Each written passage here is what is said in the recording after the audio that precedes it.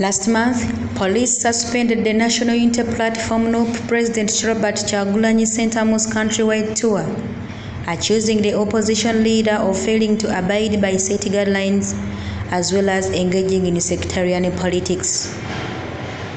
Kyagulanyi would later travel to Canada for a series of meetings with the diaspora, vowing to resume the local tour on return.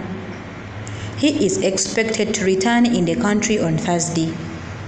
Addressing journalists at the Gavumenti Media Center in Kampala, Dr. Gov'T dismissed claims that there were plans to switch off the internet on Thursday.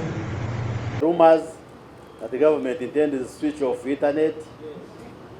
So you wanted the Minister of Information for the government of Uganda to address you on rumors. First of all, me, I'm not even aware that the Bobby Wine is returning. Where is he?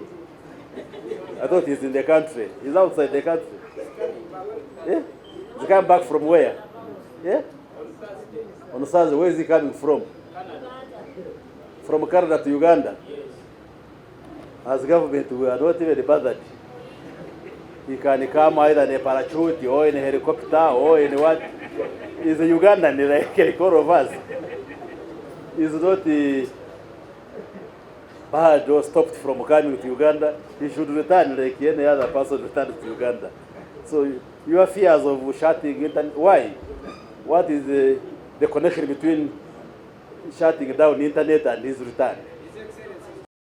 Dr. Gov'T noted Kyagulanyi, like any other Ugandan, is free to return to the country. He, however, cautioned the opposition leader against inciting violence. It shall be ready to deal with whoever thinks will cause violence in the coming general election. And the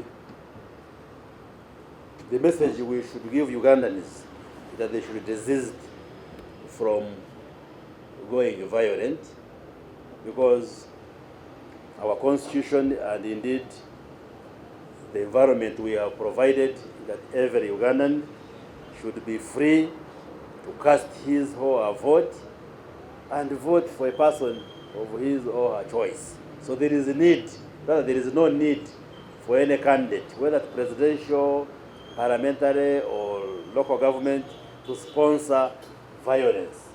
We can have free and fair elections and violent free elections, and Ugandans be given an opportunity to cast their votes. So, Dr. Gov'T also expressed Uganda's readiness to host AFCON 2027 as part of the Pamoja bid that involves Kenya and Tanzania. We can write as many as 1,000 letters, but they amount to nothing.